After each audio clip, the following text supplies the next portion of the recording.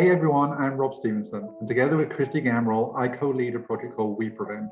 WePrevent is a relationship skills intervention for young men who are in relationships with other men.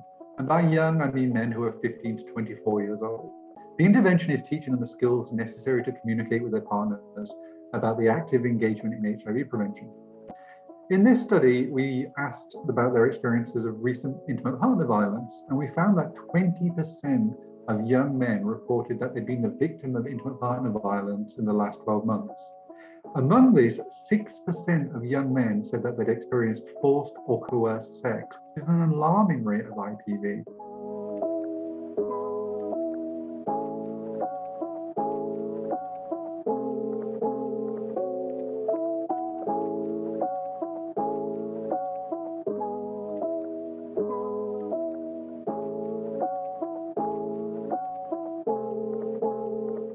I think of intimate partner violence as a pattern of behavior where one person in a relationship without consent uses power to try and control their partner. This use of power and control can manifest as stalking, emotional abuse, financial, psychological, physical, sexual, spiritual, cultural abuse. And abuse can happen in all types of relationships, including monogamous and polyamorous relationships, in marriages, in dating, partnerships, and in various other forms as well.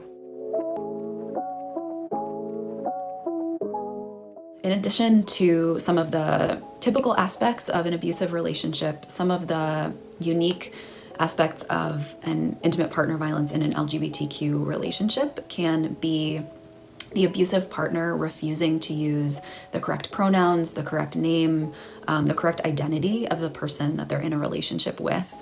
It can look like isolation from spaces that are safe to queer and trans people.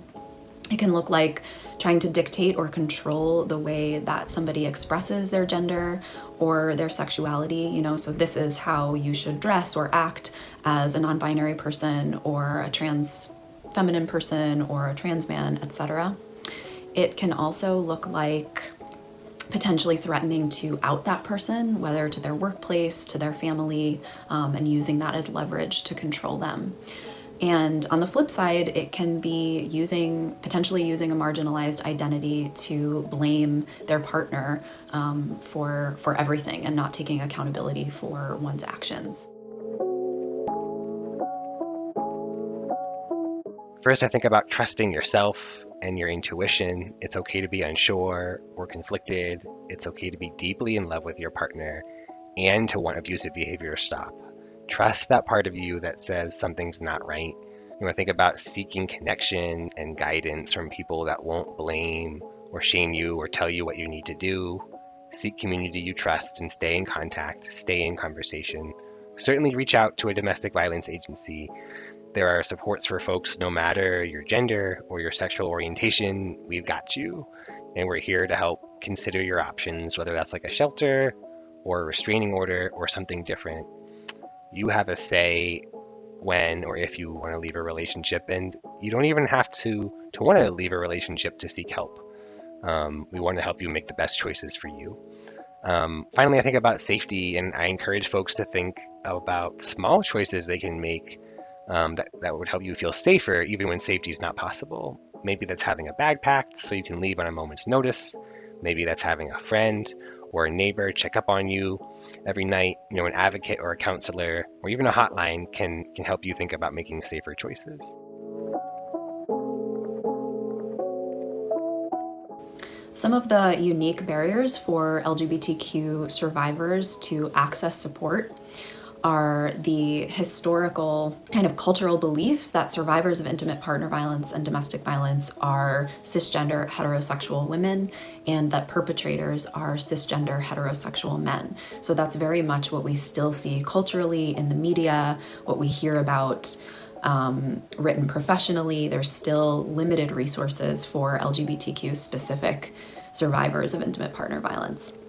In addition, survivors may have fear of having to out themselves in order to receive support or receive services. If they're talking about being in an abusive relationship, they're going to have to out the nature of the relationship that they're in and potentially out their gender identity.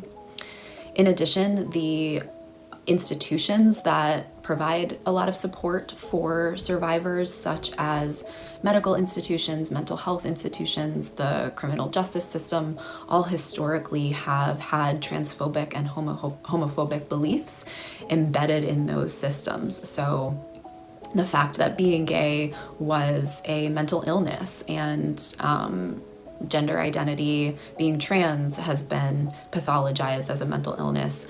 All of those things tend to present barriers for people to actually feel safe to enter those institutions in order to access support. So these are things that providers really want to keep in mind and that we really want to normalize and validate when survivors are coming to us who are experiencing intimate partner violence as an LGBTQ individual. I think it's important to remember that intimate partner violence happens in all communities and with all different types of relationships. Providers, and by that I really mean all people who come in contact with survivors, medical providers, the police, the courts, even domestic violence agencies. We all hold biases about who's a survivor and who's an abuser.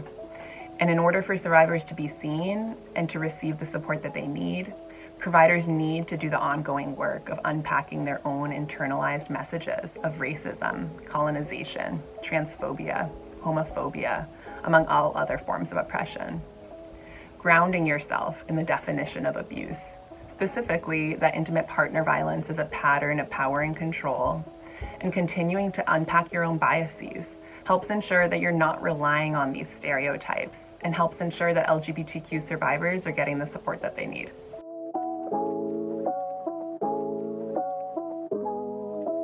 What this is really telling me is that we, as HIV prevention scientists and as HIV prevention providers, we need to do a much better job of screening for IPV among our young clients. In HIV counseling and testing, we often don't even ask about their experience of IPV.